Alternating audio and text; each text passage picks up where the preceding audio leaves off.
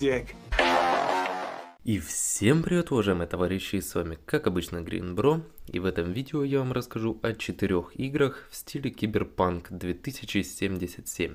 Амбициозные разработчики на волне популярности Киберпанка, который вышел в конце 2020 года и немного разочаровал фанатов, начинают на перегонки клепать различные игры, чтобы собрать побольше скачиваний, заработать побольше денег, но эти игры в основном получаются максимально убогими.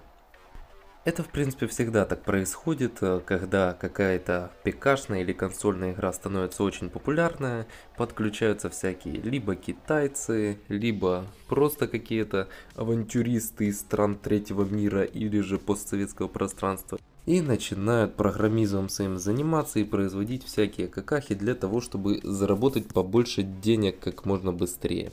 В этом же топе я собрал более-менее играбельные пародии и не только пародии на Cyberpunk 2077. Поехали!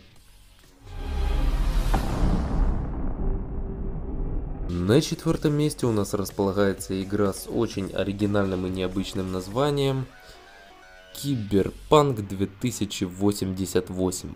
Вау! Вау! Первое, что я увидел, когда открыл эту игру, это то, что у меня перевернулся экран в ландшафтный режим вверх ногами. Ну, это ничего страшного. Сюжета в игре нет, но есть несколько режимов. Полеты на летающем автомобиле в одном направлении в стиле мобильных раннеров, сражения со злыми роботами на фоне атомного взрыва, а также... Ходьба! Ходьба! Собственно говоря, если тебе нужно куда-то утилизировать минут 20 лишнего времени, то можно поисследовать мир в этой игре. Управление так-то ни о чем, NPC какие-то странные, выполняют какие-то непонятные действия. Меня прикольнула кнопка RTX On, RTX Off. То есть можно включить какую-то фигню, которую разработчик обозвал трассировкой лучей. Самое угарное в этой игре это вот это вот мероприятие. Ну реально, что это, блин, такое? Чё они смотрят? Чё это? Это разработчики сами, что ли, сняли с какую-то свою тусовку или чё? Непонятно.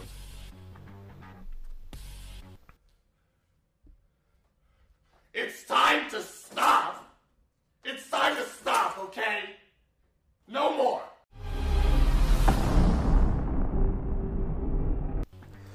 На 3-м месте я расположил игру под названием Техно-гангстер Киберпанк городские истории. Welcome.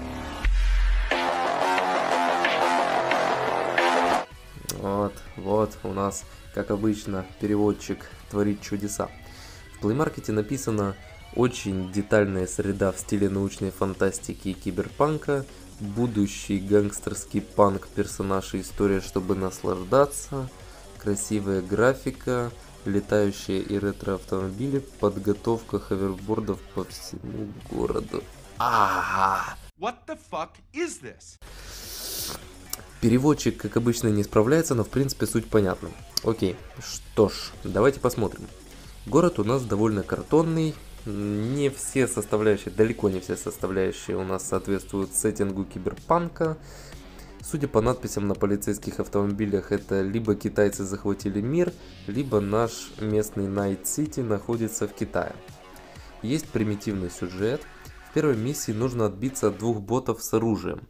Но чтобы пройти эту миссию, нужно оружие. Опять-таки, а чтобы его получить, нужно посмотреть рекламу. Но вы поняли, короче.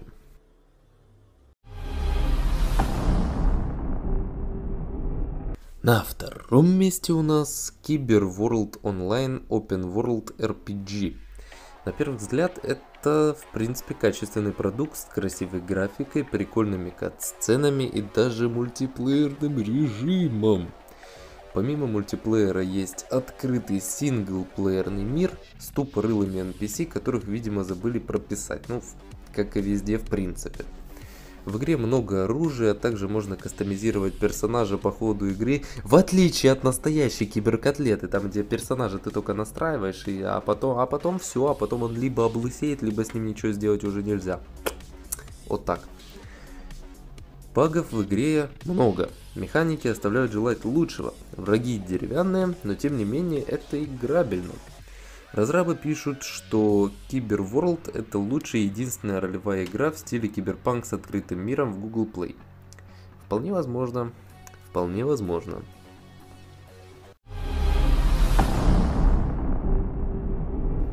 И на первое место в этом топе я поставил, на удивление, очень даже неплохую игру.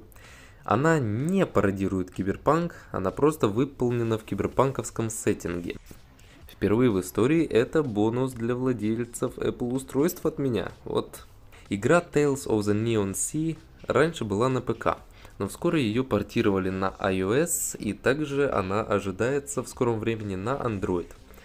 Это интересный пиксельный платформер, такой себе детективчик с видом сбоку. Сюжет игры у нас повествует о бывшем копе и теперь частном детективе, который приходит в себя после бурной пьянки где-то в канализации, чтобы вернуться во времени назад и рассказать свою запутанную историю, ловко орудуя репутацией, окружающими предметами и призывая в помощь кота-напарника. Круто, да. Рекс неспешно продвигается по сюжету, который предлагает легкую иронию и отсылки к популярным произведениям от «Крестного отца» и до «Бегущего по лезвию». Вот такая у нас сегодня подборочка получилась. В общем, пишите обязательно в комментарии, какие из этих игр вы знали, а какие захотели поиграть, и скачайте и поиграйте. Вот, также обязательно напишите свое мнение о том, хотите ли вы, чтобы я в скором времени сделал обзор на настоящий Cyberpunk 2077. Ну что ж, а на этом пока что все. Всем удачи, до новых встреч и пока-пока.